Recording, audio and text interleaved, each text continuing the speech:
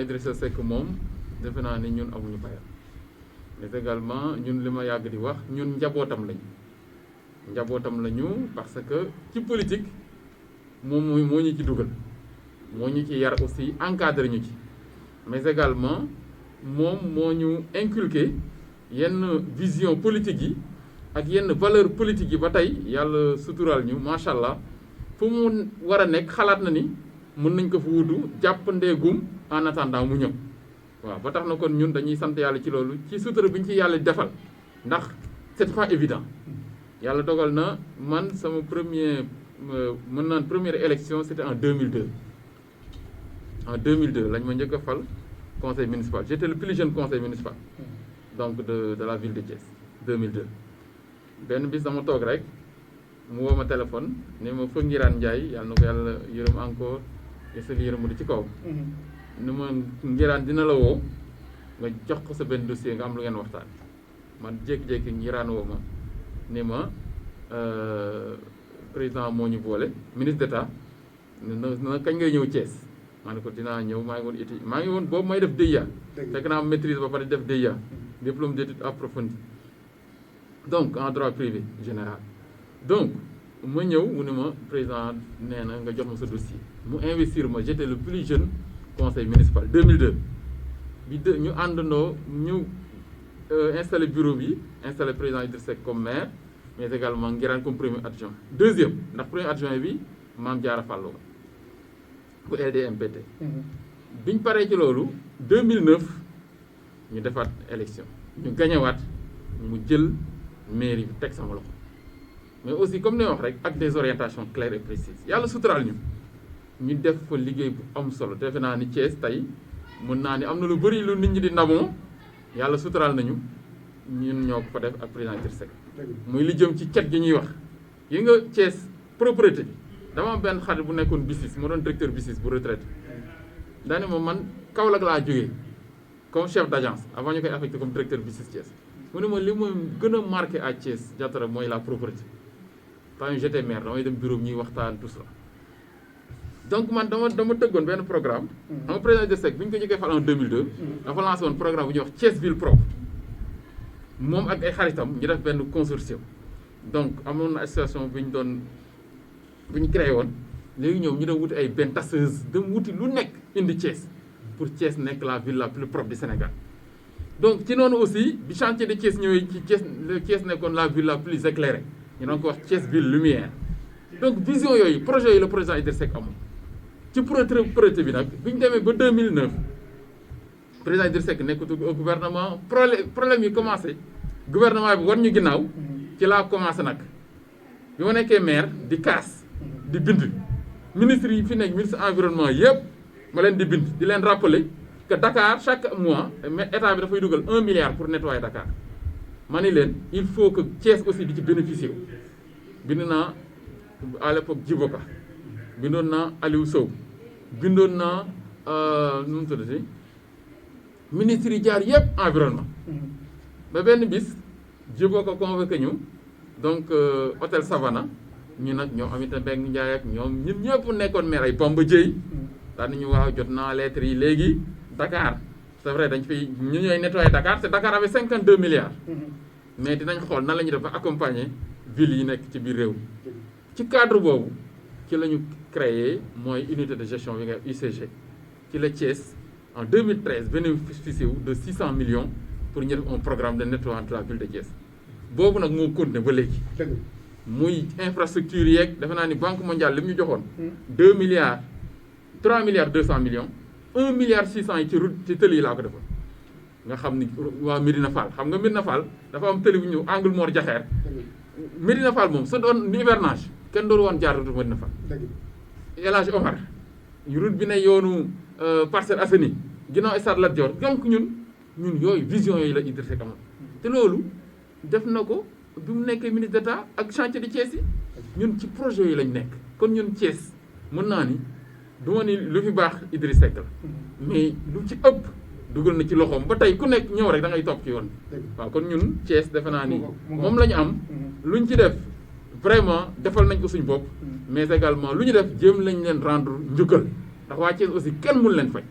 ñoom tamit ànd nañu président Idrissa Seck defal nañ ko lu ne ba tax na kon dañ leen di sant di leen gërëm di leen wax ne tey lañ gën a nekk ci waar bi takk suñu digg ànd ak ñoom pour liggéey leen. dañu ànd benn mission mu ne dañuy dem France ma présenté la partenaires yëpp yi ñuy liggéey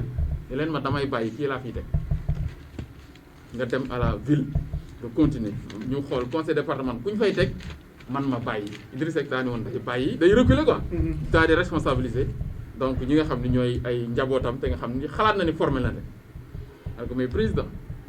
soo fekkente ni jël nga recul ak Thiessois yi ni ñu attaché wu ci yow te li ñuy wut yàlla mayaguñ ko muy président de la république soo jëlee recul Thiessois yi dañuy defe ni leneen la je pense que soxla nañ encore nga accompagner leen mais également yow tamit comme yaa ngi politique encore soxla na nga am instrument appareil boo xam ni moom lañ lay identifier. président nekkoon nga ci bopp mairie bi Idrissa Seck teg la fa ñu ñëwaat encore Thiessois yi joxaat ko bopp mu gagné ci niveau départemental muy conseil départemental bi mu daanaka mu jox la ko ndax newutul yaa fa nekk loolu nan nga koy jàngate. waaw xam nga président Idrissa Seck bi ñu paree mandat wu 2009 2014 bi donc moom dafa yaakaaroon ni léegi comme waxoon na Thiessois yi que moom mooy nekk dernier mandat ci bopp mairie bi donc ñu doon waxtaan mu ni ma il faut nga préparer wu pour prendre la relève ci bopp mairie ñu daal di ànd benn mission en France dem ay camp tous nos partenaires Sergi mu présenté leen ne leen man je vais quitter ndax j'ai fait 2 mandats et je vais vous présenter Diatara moom mooy continuer la mission.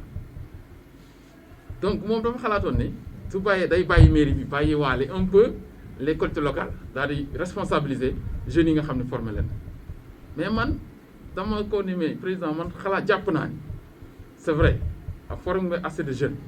de cadres yoo xam xalaat nga ni mën nañ jëf la relève mais jàpp naa ni comme yaa ngi politique encore mais également Thiessois yi ni ñu attaché wu ci yow donc ce serait bien nga continuer encore di nekk ci seen biir di leen accompagner le temps que yàlla dañuy suturaal li ñuy wut ci bopp réew mi ñu jot ko mais pour le moment soo jëlee recul rek dañuy defe ni peut-être da nga leen a xaw a bàyyeeg te ñoom dañu attaché wu ci yow ndax soo gisee 4 avril ni ñu koy accueillir rek nga xam ni Thiessois yi doyalu guñ ci président Idrissa Seck tey lañ gën a attaché wu ci moom mu ni ma donc loolu daal su ngeen bëggee ma continuer benn condition lay doon mooy à condition nga nangu ñëw nekkaat ci sama wet ma ne ko non man awma choix wu dem à la ville dem comme ni nga wax ma nekk maire wala nekk ak yow man li ma soxal yow sa projet politique yàlla mottali ko ci am mu ne ma donc si tu acceptes d'être avec moi au département ñu reconduire le même schéma que bu ñu defoon à la ville ci noonu la nangoo ñu daal di defaat même schéma bi mu daal di ñu gagné le conseil départemental mu jox ma ko daal di ma continuer la mission qui sera à mes côtés. donc au niveau de la ville de Thiès quand Talla Sylla est venu dafa ñëw indi ay dossiers au CBR daal ni Idrissa man ñëw naa jox ko Idrissa woo ma ne ma ay dossier Talla Sylla ngi mais nag nee na dafa bëgg nekk maire xaw ma nag ban poste laa koy jox ma ne ko non ñun comme dañu ni ànd defar Thiès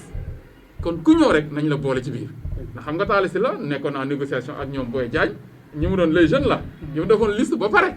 mais dafa leen fa bàyyi daal di dem ñëw seet si Idrissa Seck boobu di ko traité même de traite di ko attaqué donc Idrissa ñëw ci wax ma man maa investir Talla Sylla maa ko investir conseil départemental maa ko investir Thiès Est maa ko investir pour mu nekk conseil à la ville bi ñu paree Idrissa ni ma ban lañ koy jox dana ko non amuñu choix la ville est là ñun gagné nañ juróomi côté local gagné nañu les 3 communes d'arrondissement gagné nañu la ville gagné nañu le département nañ ko jox benn ñu ni nañ ko jox benn Idrissa ni ma sax c'est vrai il a fait 30 ans de politique mosul am benn responsabilité tout ça man ko ça ne nous coûte rien man bi ñuy fal Talla daf ni ma man damay voyage dem France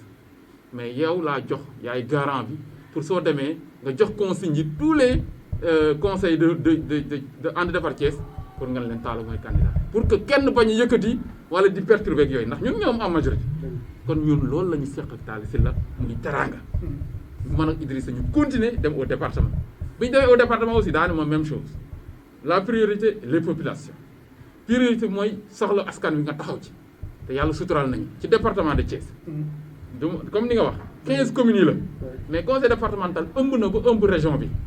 ndax soo nekkee président conseil départemental de Thiès yow yaay président conseil d'administration région bi le conseil d'administration de l'agence régionale de développement ça regroupe les 50 maires 50 communes Thiès ak les 3 conseils départementaux. kon ñun suñu responsable dafa gën a yaatu au-delà du département. moo tax ñun dañuy impulser le développement de la région même ndax suñu vision dañ koy bokk ak yeneen collectivités locales région bi yëpp. te suñu demee réunion au niveau de la région tous les maires des 15 des 50 communes teew ak les 3 départements suñu waxee nit ñi dinañ xam ni vision mooy wax orientation mooy wax. waaw mais foofu lu si gën a jaaxal Thiessois yi mooy souvent dañuy naan ñoom faluñu Yankhoba Diattara faluñu maire Talla Sylla faluñu Alioune Sow faluñu Bassirou Diop faluñu Lamine Diallo Idrissa Seck la ñu fal mais moom mooy jël dénkaane mbir mi te ñoom moom la ñu bëggoon moom mu toog ci conseil départemental bi wala ilaa ci mairie bi loolu nga ci tontu. waaw xam nga dañ ni dénkaane koo wóolu mais beneen bi mais président Idrissa Seck day ñëw souvent conseil day ñëw ànd ak ñun ci liggéey bi ñëpp xam nañ ni à la ville da doon ñëw di ànd ak ñun di ñu jox orientation mais aussi au conseil départemental day ñëw yenn saa yi présider session day ñëw jox ñu orientation jox ñu ligne daal ni nag ñu liggéey mais aussi Idrissa day koo xam ne président Idrissa Seck su la responsabilisé day bëgg moom it di former ay nit nga xam nañ ni ñun ñëpp nous sommes passagers mais li aussi dafa am soo amee ay ndaw donc yàlla def ñu nga former leen ba nga am ci ñoom yaakaar mais wan leen yoon teg leen di leen encadrer di yàq dara ci liggéey bi ndax ñun ñëpp nag benn lañ te gis nañu ni peut-être ci mobilité bi ñu am pour peut-être ak Thiessois yenn urgence yenn problème yi ñun ñu taxaw ci mooy gën a simple te xam na ni loolu yàlla sutaral nañ mën nañ ko doxal donc loolu rek moo tax. mais à chaque fois day xaw a xeeb poste waay mais du bëgg a ñëw di ko gis tout le temps. Ibrahima su doon xeeb poste yi du ko jël beneen bi mooy très souvent il président Idrissa Seck day ñëw 4 avril bu ne mu ñëw ànd ak ñun dina ñëw défilé ci Thiessois yi jaxasoo ak ñoom recevoir leen au cyber génn très souvent day ñëw ñu ànd dem ay dëj dem ay kii yenn manifestation yi daaw bu war a rappeler ambassade Italie bi mu fiy ñëw poste de santé yi ñu doon inauguré moo ñëwal boppam ñu ànd pas mal dem ay Sam Ndiaye mais waaye yooyu yëpp ci biir mais loolu est-ce que loolu rek doy na mais déggoon wala mani yaa le volet social ak le volet institutionnel kon ñaar yëpp président Idrissa Seck mu ngi koy teewee li ci des nag confiance la mais aussi yaakaar ak orientation yoo xam ne joxe na ko te yàlla ak ñu si def suutar ñu ciy am résultat yi am solo mu ngo ñu ñëw nag ci sujet bi carrément ci actualité bi xam nga lu ay di jàmbat mbas mi jógee na ci Chine wër adduna bi yëpp ba daal ci Sénégal dugg si biir Thiès conseil départemental tey jii ba mbas mi ñëwee ba léegi lan mooy seen taxawaay vraiment waaw defe naa ni Ibrahima conseil départemental ñun suñu devoir comme ni ñu wax de présence d'accompagnement des populations yàlla suturaal nañu ba mbas mi duggee ba léegi ñu ngi ci te yàlla daf ñu suturaal avant mbas mi di egsi Sénégal avant mbas mi di egsi Thiès mën naa ne ci la ñu yàlla suturaal ñu amoon ay liggéey yoo xam ne ñu ngi ko doon def ci bitim réew yàlla def bu muy egsi Thiès pour Thiès ay bénéficié wu ci ca la mbas mi di egsi yàlla dafa dogal dañu am suñu benn rakk bu nekk en France ñuy liggéeyandoo muy partenaire conseil départemental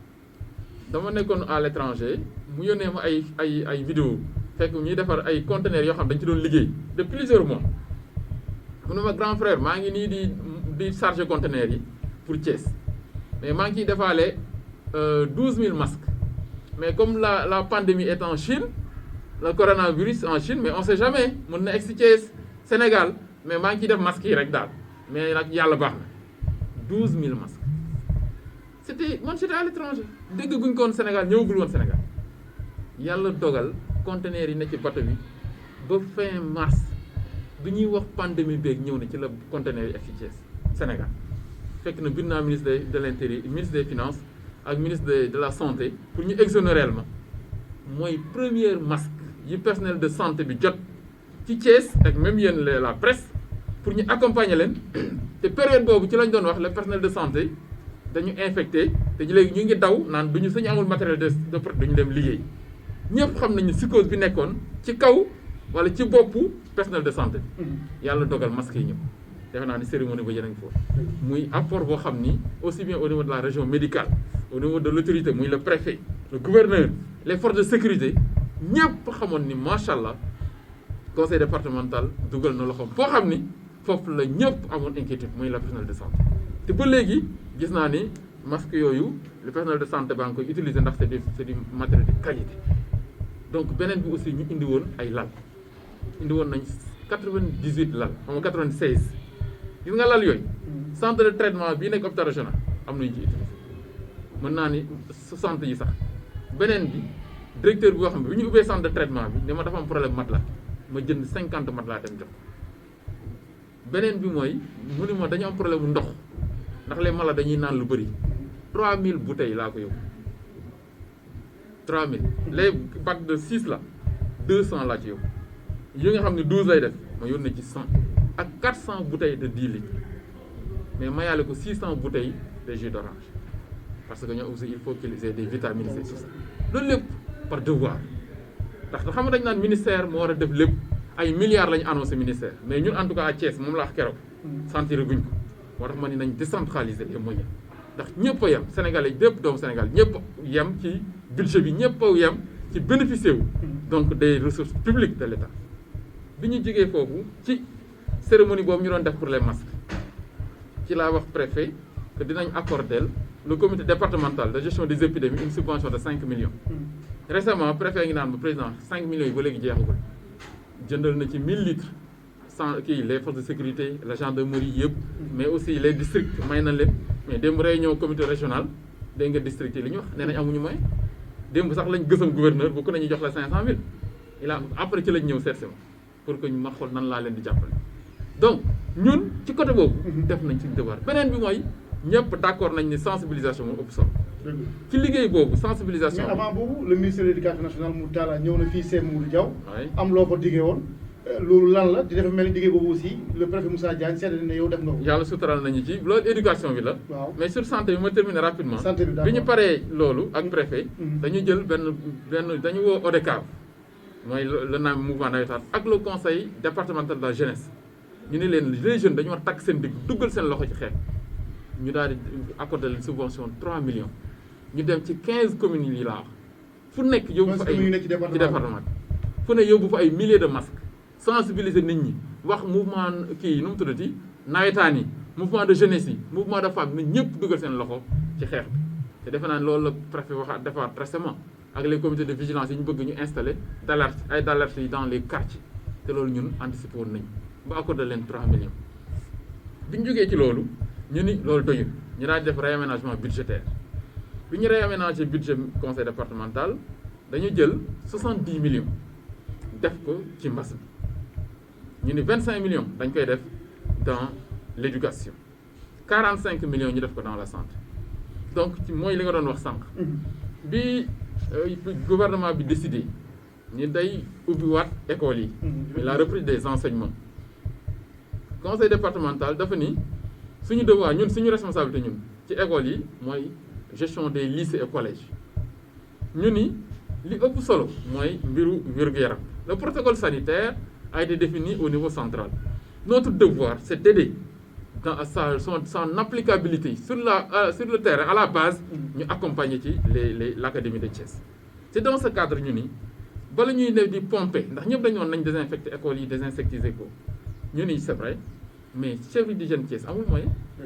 gis nga matériel yi indi woon ñaari pompe la ñu ñu ni ñun conseil départemental pour une vision durable nañu jënd fukki pompe jox leen nga xam ne aussi bien le département que la ville commune kenn dootul am problème matériel ñu jënd fukki moto pompe jox leen daan ni dañ leen jox 1000 litres de carburant pour que du ñu amati problème mobilité fu ñu bëgg a dem ci département dinañ mën dem désinfecter désinsectiser beneen bi ñu ni nañu accompagner académie de Thiès pour que xale bu nekk mën a am ak enseignant ñetti masque ñu la di commander 50 000 masques te defe naa bërki dem à la cérémonie gis nañu ni masques yi commencé na ñëw ba ay dizaines de milliers ñëwoon na ba ñu jox ko l'académie de Thiès 12 000 egsi woon mais tey defe naa ni suñ defee le point presque mën naa ni ñu ngi ci 30 40 000 pour que ñu eggale les 50 000 lépp dina yem bi ñu jógee ci masques yi ñu ni nañu accompagner écoles yi ñu am ay instruments ay lave-fois ndax l'hygiène est capitale pour lutter contre la pandémie donc ci la ñu ni nañu wut 200 lavoirs de grande capacité nag bokkul ak yu ministères yi nga xam ni vraiment mooy loolu ah. bon ça nu ma leen xeer waaw non mais suñuy commandé nañ commandé quelque chose de qualité quoi. mais honnêtement du loolu ñun dañu commandé ay lavoirs yu dëgër yu mag 200 litres 200 mais aussi en nombre suffisant ndax ñun dañu am la liste des lycées et collèges du département liste kii yaa ngi nii liste collège ak lycée département waaye lii mooy liste CM yi moo nekk noonu lycée yaa ngi nii ñun dañu def à raison de benn lavoir pour 100 élèves ñu nga soo xoolee Amary Ndack Seck moo am 956 ñuy def bac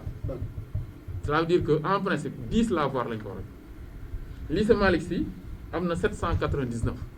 mooy 8 lavoirs la war a 800 bref même proviseur bi nee na 806 xam 808 pour vous dire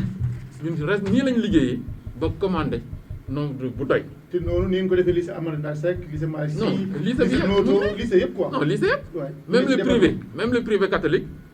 bi. dañ leen a jox ay lavoir. comme ay Saint-Gab ak yooyu. Saint-Gab ñëw nañu ñu jox leen lavoir jox leen thermoflash ñun loolu mooy suñu devoir CM yëpp am nañ léegi la CM Bayax jógee ci conseil ba ni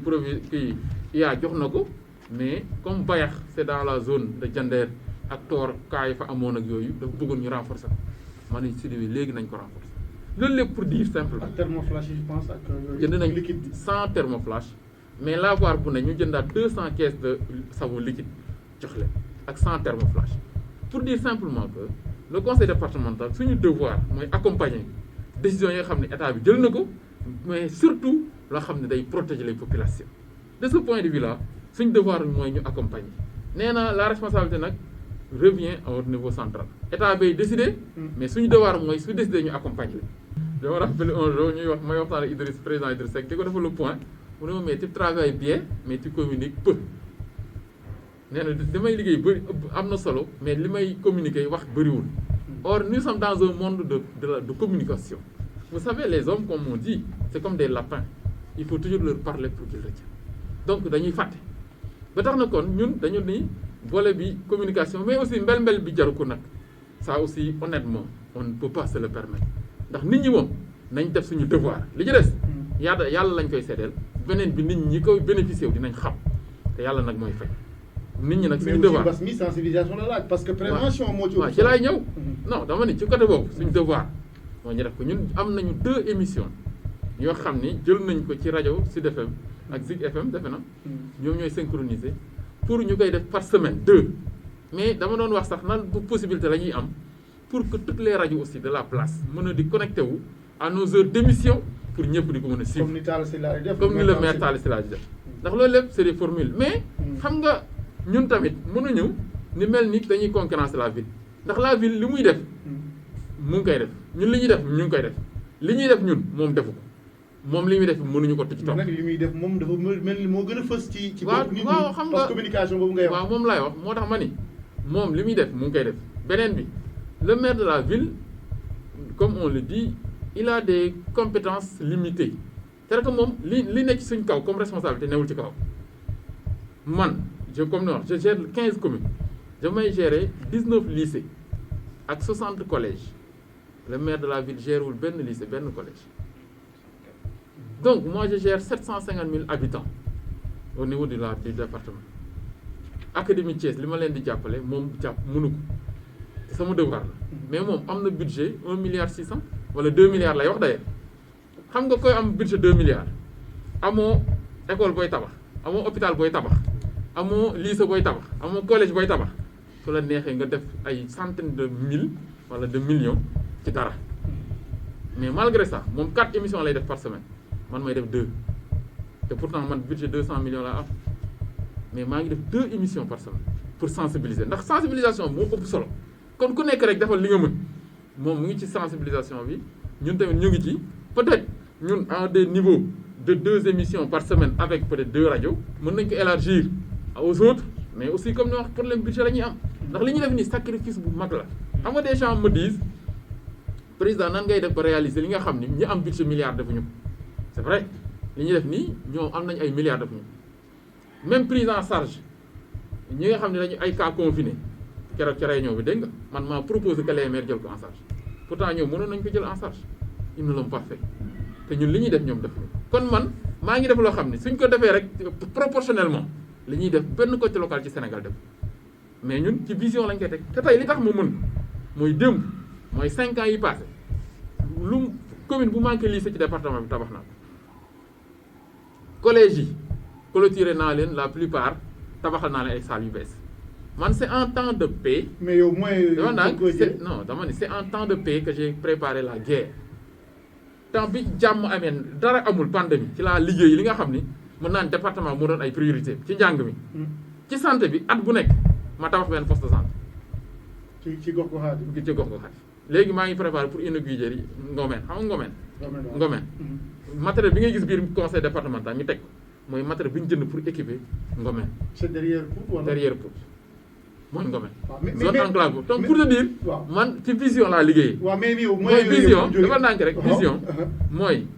lan lañu la dëkk bi soxla lan la département bi soxla. lan mooy priorité yi tey ñëpp war na fekk si nañ ñu conseil départemental ni ñaari priorité yom président Idrissa Seck waxoon muy santé et éducation ñëpp fekk si nañ ma si tey nous sommes la seule collectivité locale ci Sénégal boo xam ni mën naa ni conseil li ñu tabax ci ay lycée tabax ci ay poste de santé amul commune wala département bu ko tabax. moyens yi fu mu jógee nag léegi. moyens yi ci fenn lay jóge ñun ñëpp a yem. chaque année état bi daf ñuy jox entre 80 et 90 millions investissement bala ma koy jënd ay oto di ko jënd ay mobilier ak yeneen. dama koy def man ci infrastructure sama oto laay dawal dawaluma oto conseil départemental donc amul meuble bu ma fa changé sama bureau soo ko ñëwee bureau sëñ Babacar Diop boobu ba léegi sama bureau boobu fa nekk amul leneen donc kon man li ma am bëriwul mais dama koy rationaliser ba utiliser ko de manière efficiente xam nga l'efficience mooy nga utiliser peu de moyens pour avoir le même résultat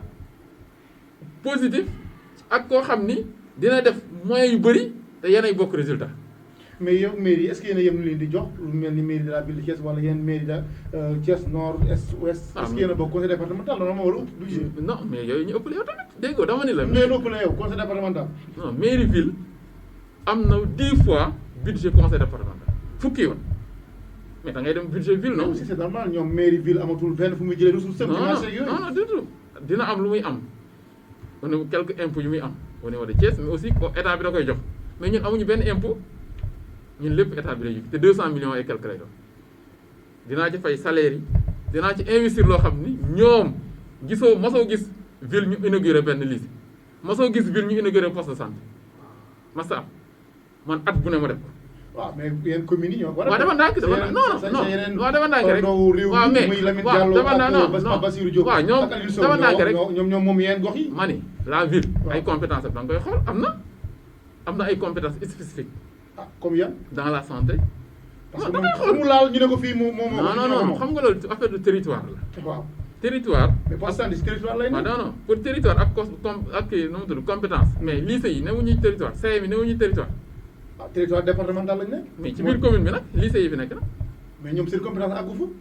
les mairies là seen compétence moom laa la wax mais la ville aussi dafa am foo xam ni fa lañ ñu ko yow mooy sa compétence. comme lan par exemple. dama ne la ville a des compétences spécifiques sur le plan de l'éclairage public. sur le plan des ordures. dafa naan rek non éclairage public moom vraiment mairie de ville de la ville. waaw dafa naan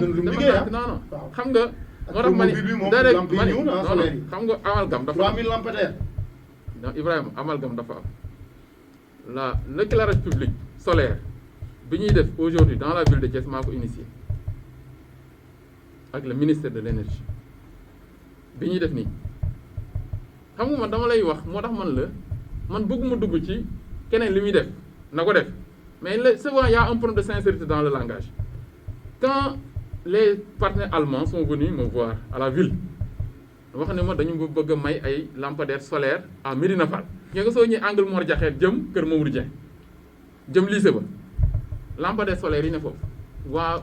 président Idrissa Seck dafa demoon voyage en Allemagne dajeeg waa Luxembourg ñu ne ko dañu am projet solaire bu ñu am dañu bëgg a ñëw dans le cadre du développement durable mu orienté leen Thiès ndax dañu am suñu benn compatriote sénégalais Saliou Gueye mu ngi dëkk Grand Thiès foofu lay liggéeyee Saliou boole lañ ndax Saliou président Allemagne da ko doon honoré mu ni président Idrissa Seck dafa bëggoon mu teew bi président Idrissa Seck waxtaan nañ moom ñu orienté projet mu ñëw Thiès gis nga waa Luxembourg bi ñu fi ñëwee ñu naa di dem ni foofu la ñuy def fa xam foofu defoon nañ fa tëli mais amuloon lampe ñun bi ñuy defar tëli bi lampe yi dafa yem rek ci kaw axe bi jëwee Don Bosco dem raay ba ñun nii nañ def foofu lampadaire donc bi ñu defee lampadaire yi allemand yi ne ma dañ la bëgg a may centrale solaire ma ne pour centrale solaire il faut ñu dem ministère de l'énergie temps yooyu may mën a Seck moo nekkoon ministre de l'énergie bi ñu fa demee le directeur de cabinet nous a reçu allemand yi ni ko ñun on veut offrir à la ville de Thiès une centrale solaire le directeur de l'ANER daal ne ñun dañu am projet d'électrification solaire des villes du Sénégal on a reçu les échantillons comme ville de Thiès mu ngi def effort dañu leen di may 123 lampadaires solaires ngeen testé si le projet réussit on va le compléter 123 lampadaires yooyu ci laa def kii nu mu tuddati wetu R100 fële champ de course mooy foraay ci laa def axe croisement nu mu tudd Parcelles Assainies jëm jëm kii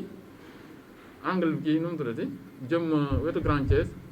Concorde jëm Concorde ci laa defar lampadaire wu axe croisement wu Stade Lat Dior jëm Sofraco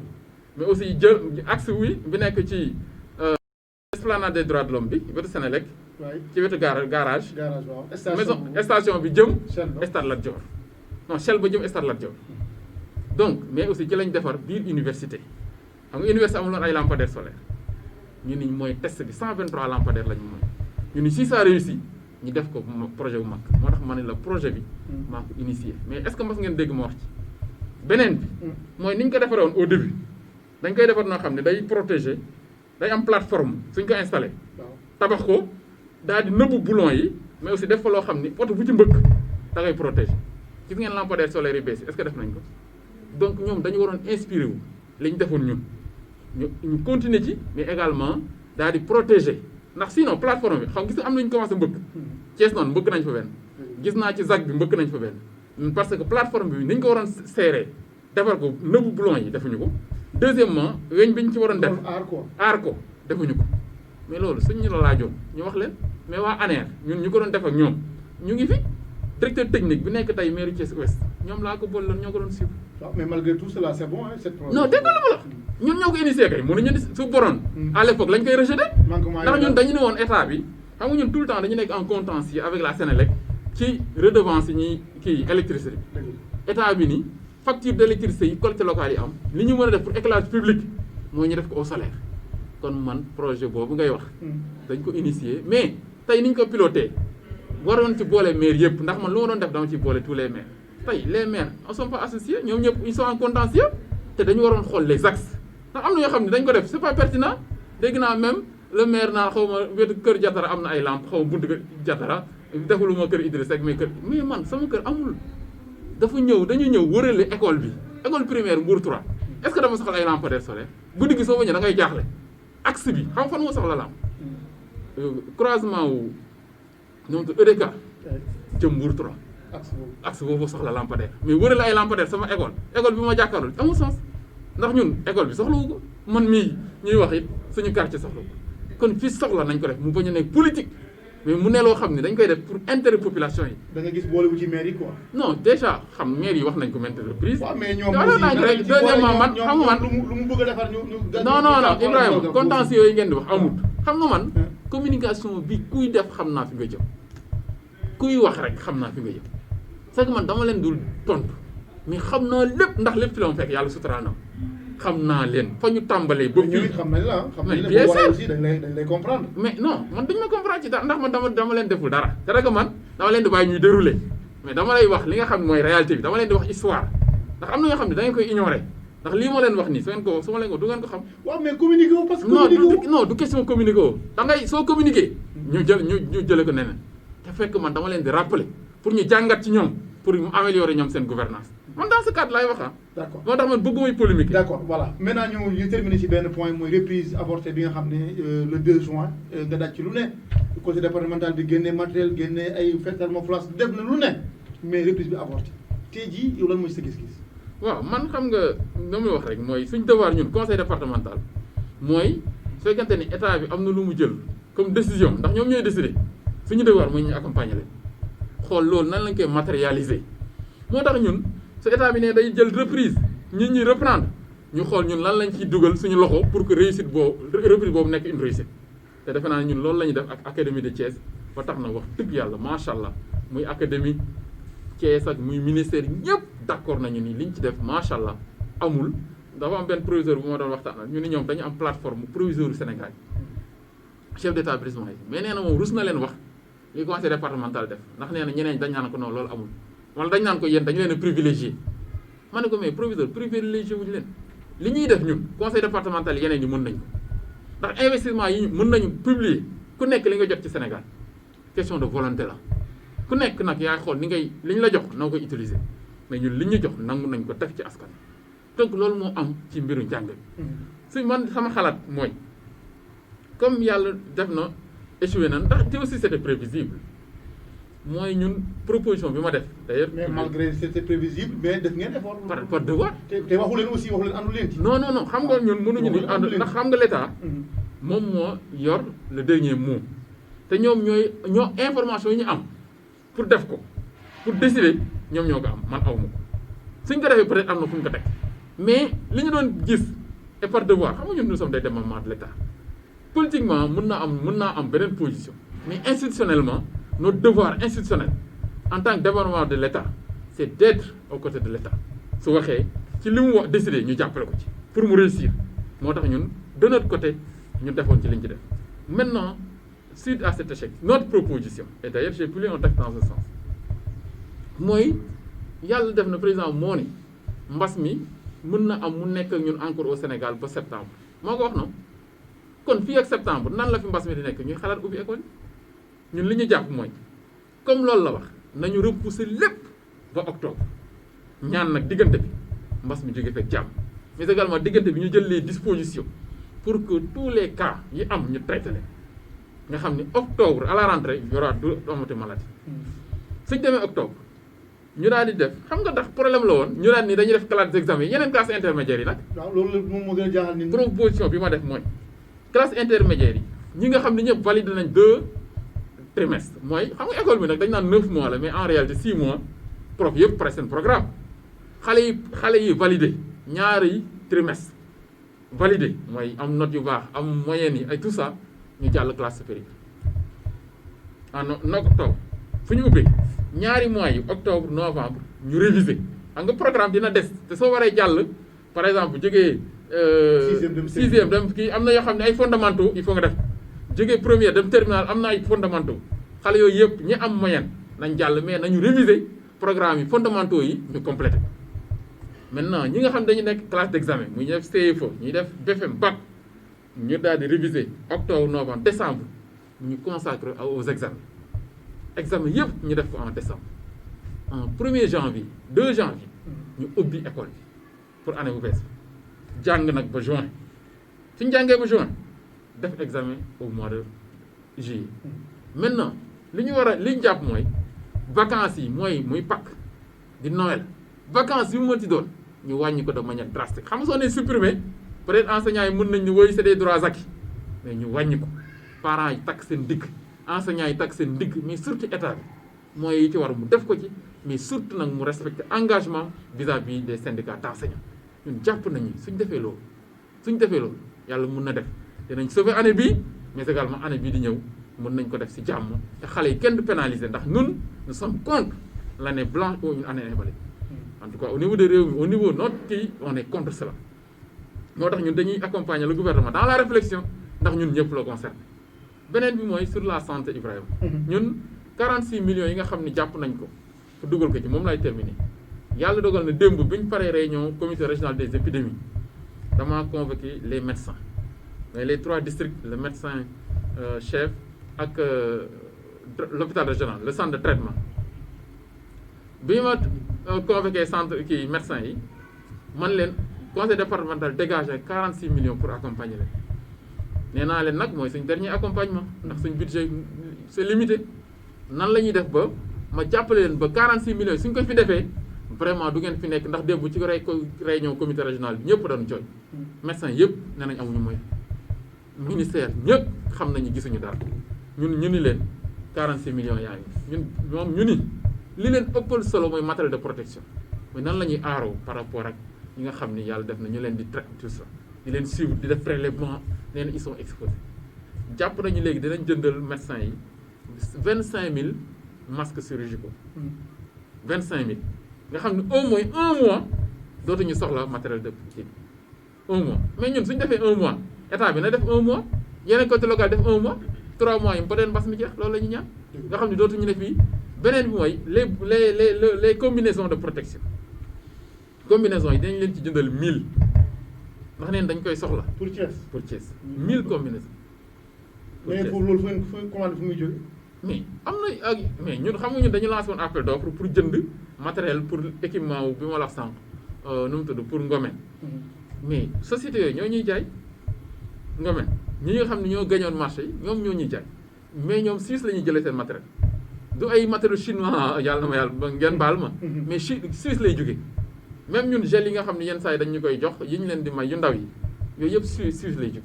donc c'est du wala Allemagne c'est du matériel de qualité te loolu c'est important te ñoom xam nañu ni matériel yi ñu leen jox c'est du matériel de qualité defe naa ne ko gis masque yi ñu fi maye woon gis matériel bi ñu joxe c'est de la qualité et c'est important donc dinañ leen jëndal 25000 donc nu mu tudd ci masque jëndal leen 1000 masques FFPE mooy masque kii masque yi nga xam ni moom la ñuy protéger woo ñi nga xam ne dañuy soigner dañ leen ci jëndal 1000 mais également 1000 combinaisons ak 1000 lunettes visières yi ak ay 50 paires de bottes mais également prévoir nañu jëndal leen gel yi ñu wax ñun daal seen mais loolu yëpp kañ lay disponible parce que mbas mi fu mu ne nii gis nga tey 30 cas communautaires loolu ça fait peur. Oui, ça fait peur. Ça fait peur. Non, ñun en tout cas à Thiès ñun pare nañ disposition yi pare nañ vraiment pour lancer les commandes pour que fii ak seen pochette lépp ñëw te dans naturellement vous serez informé ndax su matériel boobu ñëwee nga xam c'est du matériel aussi de qualité mais référence la li ma préféré di wax rek li ngay def defoo ko pour sa bopp askan wi tax nga koy def mais il faut que nit ñi di ko gis di ko xam pour ñeneen ñi di ci inspiré wu moo tax mais man comme ni ngeen wax rek li may communiquer bëriwul je préfère def vraiment bàyyi seedeel ko suñu borom bon peut-être ni may xalaate la mais li ma maire Garmi di wax ni ma maire Garmi ne waaw maire Garmi danaan ma nekkoo ci jàkka ja wala nga dem ci jàkka ja wala ci jumaa ji mais looy def moom da nga koy war a fësal ñëpp gis yëpp mais comme ni préfet wax rek loolu lépp day moo ne ñeneen ñi aussi xam ni kuy def lu baax it ñenn ñi peut-être mën nañ ci inspiré wu c'est dans ce cadre peut-être que on vous informera ngeen ñëw fekkee li nga xam ni ñu ngi koy defal encore personnel de santé pour accompagner la le centre de traitement aussi wax ñoom nee nañ dañu soxla matériel machine à laver ndax ñoom nee nañ linge bi malade yi warul bokk ak linge bi ñu defal les autres malades donc ñoom nee am nañ benn circuit bu ñu koy defee mais nee nañ c'est pas trop efficace suñu amoon seen matériel bopp ak matériel de vidéoconférence ndax ñoom bëgg nañu yenn services yi ku nekk fi nga nekk ngay mën di liggéey en vidéoconférence sans que tout le temps ñuy déplacé wu ndax aussi y a des risques donc yooyu daal la ñu wax démb ci besoins yi exprimés par les différents acteurs te yaakaar nañu daal ak les 45 millions dinañ ko ci mën def lépp incha allah. loolu kañ lay d'ici kañ lay doon normalement. yaakaar nañu daal fii ak semaine prochaine vendredi prochain yàlla mën na def peut-être matériel bi lu ci bëri yemb ba ñu woo préfet ak le gouverneur d'habitude ak le médecin chef de la région ñëpp teew ñu jox ko le personnel médical de la beneen bi aussi mooy suñu le district de Pau de Khombole yàlla dafa def seen ambulance bi dafa panne mais nee naa leen dañ ko indi jël nañ ko en charge pour réparer ko mais ce matin rek sañ benn responsable bu nekk France mu ngi may wan ay moo yónnee photo ne ma dafa jënd benn ambulance may ñu ko donc may xalaat aussi est-ce que du ma ko defal waa Khombole yooyu yëpp pour dire vraiment engagement ak taxawaay bi ñu am daal ci côté personnel de santé bi côté population yi pour accompagner leen ci li nga xam ne mooy mbas mi wàcc Sénégal donc yàlla may ñu ci ndam yàlla jël ko fekk jàmm loolu la ñuy ñaan yàlla na ko yàlla dogal yàlla na ko yàlla def ñun ñëpp. Deuxième question rek moom mooy ci allègement couvre-feu wala état d'urgence parce que 21h 5h du matin la woon léegi 23h 5h du matin la woon loolu lan nga ci jàngat mais également dans le secteur du transport interurbain bi yow responsable politique nga mais également conseil départemental yaay premier vice-président bi gare routière bu Thiès bokk na ci gare routière yu gën a mag loolu lan nga ciy wax. waaw moi je pense que l'allègement des mesures honnêtement je ne suis pas d'accord. C'est que je ne suis pas d'accord et li ñuy wax ci couvre-feu 23h50 du matin c'est pas pertinent ndax les gens circulent le jour vous savez la réalité nag mooy on a raté à mon avis les mesures idoines yi ñu waroon jël au début de la pandémie ndax moi j'ai été pour un confinement total pour man li ma d'accordoon mooy ñu def confinement total région de Dakar ak région de Diourbel mais loolu pour mu mënoon a nekk il fallait li nga xam ne mooy accompagnement bi ñu waroon jox population yi pour ñu mën a toog seen kër yi suturlu mu egg mais loolu mu eggul xam nga su loolu eggul te loolu lañ doon xalaat mu échoué mais yeneen yëpp la échoué moo tax yeneen yëpp ay mesures de taaba taaba la woon moo taxoon avec le président Idrissa Seck on avait proposé du muy dem seeti président Macky Sall ñu ni ko moom dafa ni dañ ne bi ci waxtaan yi ñu ca amoon ak moom dafa ni ñuy woon dañu tënkoon ni dañuy wax président Macky Sall mu jëlal nit ñi en charge seen facture ndox ak courant pendant 2 mois mais également jox nit ñi au moins 100 000 francs par famille ñu am lu ñu suturloo pendant 2 mois mais ñu def un confinement total suñu defoon confinement total. région yooyu nga wax quoi. région yooyu ñu wax ñoo nekkoon épicentre. ñoo nekk épicentre démisquer tous les malades pendant 15 jours 1 mois malades yëpp dinañ fay ñëpp ñu jël leen traité leen tey duñu egg situation bi malheureusement ils ont préféré faire de la politique politicienne donc ba tey lii tey ndax situation bi nii ñuy lever les restrictions là. kenn xamul fan la jëme ëllëg ah mais transporteur également. waaw mais dégg nga li ma la wax mais soo jëlee transporteur. jàppale ko mu am lu mu dund 2 mois du gëm di lakk ay pneu naan dafa am lu suturlu ndax dañu leen accompagner wul jàppale wuñu leen moo tax tey li ñuy wax 8 milliards yi ñuy dox transport. suñ ko defoon bu njëkk révolte du am na ana 1000 milliards yi c'est-à-dire nañ ñu wax fu ñu dugal 1000 milliards yi est-ce que fi ñu ko dugal c'est des secteurs pertinents est-ce que fi ñu ko dugal c'est justifié et tout cela. kon tey mais ceeb bi ñëw na mais ba léegi kenn jotu ko ci. waaw dafa motul moo tax ceeb su ñëwee diwlin ñëwul suukar ñëwul vermicelle ñëwul nan nga koy distribuer non lu ñëw kay ba mot dinañ ko joxe donc c'est à ce niveau-là qu'il y a eu des problèmes moo tax ñu ni leen woon ñun au début on n'était pas pour l'achat de riz ay yooyu yow Ibrahima tey Sénégal ñi fi amul Orange Money bëri na wala ñi fi mu xawul war ak yooyu suñ la yónnee sa 100 000 francs est-ce que di nga dem ràññi di jënd ay ceeb nañ la jox sa 100 000 ku ne mën nañ la yónnee 100 000 francs nga jot ko dem jënd ci sa boutique ceeb jënd ci sa koñ suturlu kenn du la xamal ngay ne fii di rang suñ ko defoon Sénégal yëpp jot nañ ko ñëpp am nañ lu ñuy sutur maintenant soo jëlee xaalis bi def ko nee na c'est ton problème mais dinañ xam ne jot nga ko ndax li ñuy wax waaye suñ ko joxee ay xaalis nit ñi dañ koy dépenser leneen c'est leur problème mais dinañ xam ne jot nañu ci état bi nag ci foofu lay amee légitimité ku yëngu mu jëflanteeg yow ndax def na liggéey yow soo jëlee xaalis def ko neneen mais tey joxoon nañ ñu dund jàppale woo leen ah tëj leen te ñu mënuñu liggéey mënuñu dem wuti luñ mais il faut ñu révolte. mais kenn déggu leen. non ñun def nañ déggoo non ñun déggutu ko ba mu demee pare ba léegi Ibrahima xam nga kan fan la confiné wu ñu ngi koy laajte mu porté disparu kenn déggu ko yéen tamit. waaw man Ibrahima wax naa la kii kenn déggu leen. man wax naa la président Idrissa Seck li mu moom c'est un homme de principe jàpp na ni président Macky Sall invité na ko au palais il a répondu favorablement daan ni le moment c'est un moment d'union ñun ñëpp nañ ànd joxante loxo ndax mbas mi Sénégal dafa soxla doomam yëpp mobilisé wu. mu ne ndox muy fay lakk kenn du ko segg moo tax nag. waaw non moom kenn seggu ko. waaw non ndox mi moom dafa rax mel. waaw non ndox mi kay nañ fay lakk ga pare maintenant suñ la joxee nag ndox muy fay lakk yow au lieu nga tuur ko ci lakk gi ngay tuur feneen pour wuti ay leneen ak leneen ay gàncax yu sax defoo ko ci mbas mi kooku yow sa problème la mais ñun def nañ suñ devoir mooy accompagner nañu mais ku ko utiliser leneen à d'autres fins loolu moom du responsable du président Idrissa Seck beneen bi proposition yi ma la wax partagé nañ ko mu wax xalaatam kay appliquer leneen nag kooku responsabilité am la ndax le dernier mot nag ne lui revient pas le dernier mot revient au président de la République mais moom accompagnement indi na ko ba mot sëkk. mais nag on aimerait bëggoon nañu dégg di Seck sax addu def point de presse wala conférence de presse masu askanu Sénégal wax moom it vraiment ni muy sentir li muy yëg compatir ñu dégg ko mu wax mais du fenn. waaw loolu lépp aussi loolu lépp a ngi yoon bi loolu lépp a ngi yoon bi. ah mais 3 mois loolu yàgg na di. gars yi kenn déggul kenn non 3 mois yi fu ne yaa ngi dégg muy yëngatu. waaw ma ne 3 mois yi moom waxoon na leen li mu xalaatoon ci mbas mi waxoon na leen. mesure li ñu war a def pour mbas mi bañ a développé wu wax na leen aussi sur le plan institutionnel son devoir moral et politique c'est d'accompagner le gouvernement pour mesurer mais wax na aussi président li mu xalaat toon ni war noonu na ko def est-ce que président appliqué na ko j'en doute ndax am na lu ma ci xam am na lu ma ci waxtaan ak moom beneen bi temps yi la bi situation yi gënoon a aggravé waxtaan nañu ba ñuy waxtaan sax ñu benn cadre boo xam ni am na loo xam ne ay c'est des confidences mais am na loo xam ni muy Macky Sall ni président Macky Sall di président Idrissa Seck ay ñoom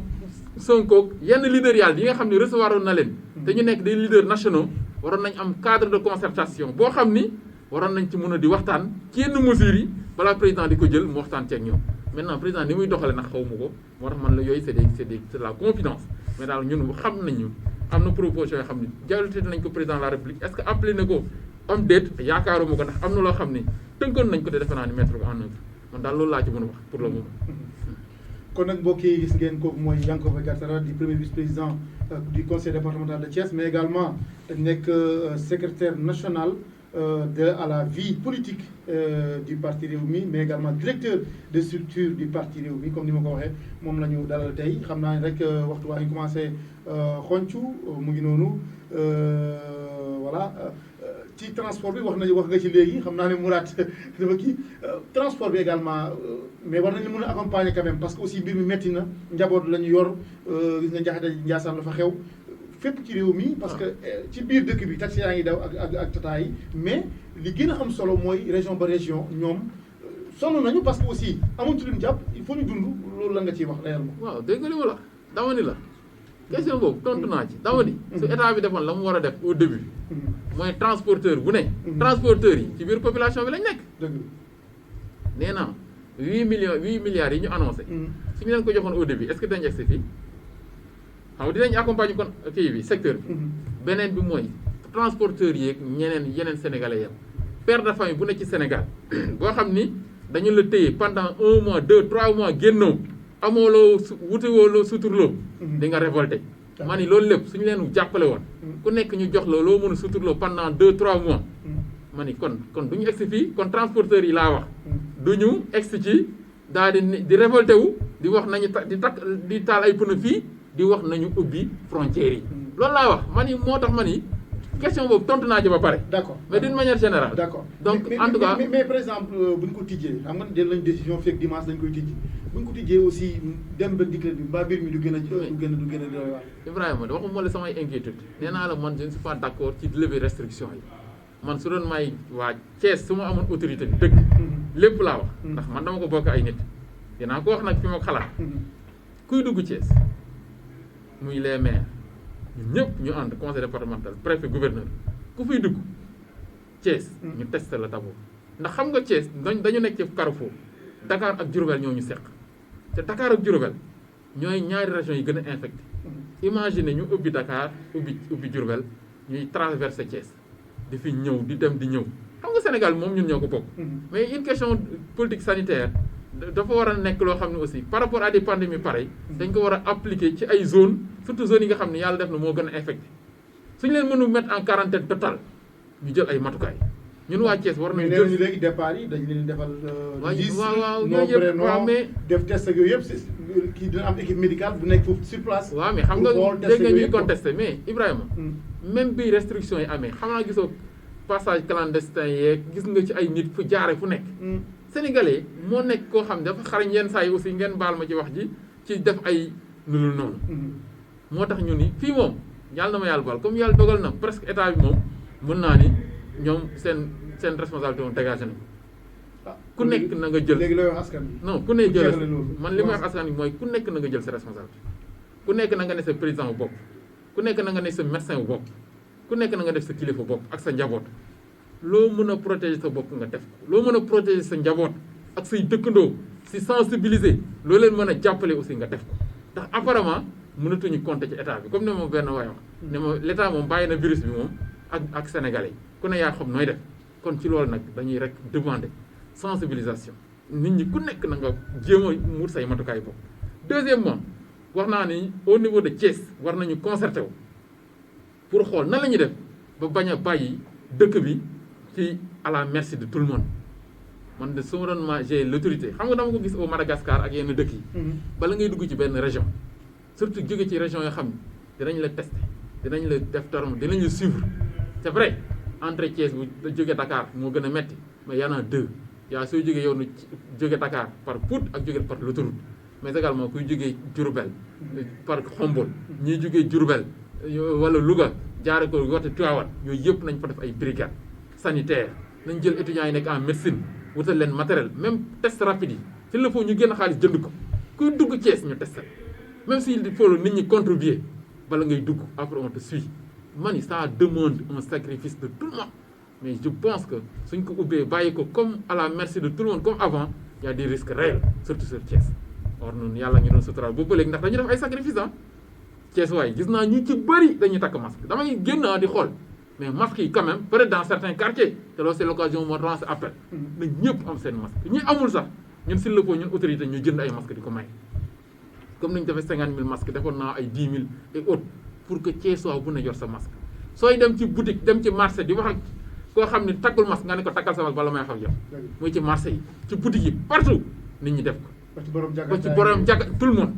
kon loolu lépp ñun tamit defe naa ni question de responsabilité la mais également c'est un devoir de sensibiliser les populations mais aussi de les accompagner nekk seen wet di sant waa Thiès yëpp di sant waa Sénégal di ñaan suñu borom nga xam ni lii ci moom la jógee mën na ko fi dindi mu di ko ñaan suñu borom ci mbaaxam xam ni aussi ñun dañu l'être humain est vulnérable l'être humain est fragile te tey virus bi wane na ko yàlla moom xam nañu ni moom rek moo ñu ci mën a sutura kon moom la ñuy ñaan yàlla dafa ñuy sutura defal ñu jàmm indi saafara bu gaaw ci virus bi pour que ñun ñëpp incha allah mu préserver ñu ci dindi ko fi indi saafara pour Sénégal ak waa àdduna bi yëpp incha allah pour ñu reprendre nañu meloon mais également dans la foi dans la foi parce que après le virus je sais que la foi va se renforcer même chez les non-croyants waaw man daal loolu mooy sama mais aussi sunu xalif yeeg yooyu ban message mais évidemment mooy message yu ñaan bi rek ndax ñaan gi moom ci suñ kilifa diine yi lañ ko gën a yaakaare avant ñun ndax ñun suñu martaba eggul ci yenn niveau yi mais jàpp nañu ni ñoom yàlla may na leen kon ñoom ñu ngi sukkandiku ci mbaaxu mag ñi fi jaar yépp ci Sénégal ak ci àdduna bi yàlla suturaal ñu ci daraja Muhammad sallallahu alayhi wa sallam nangul ñaan defal ñu saafara ci mbas mi asalaamaaleykum wa rahmatullah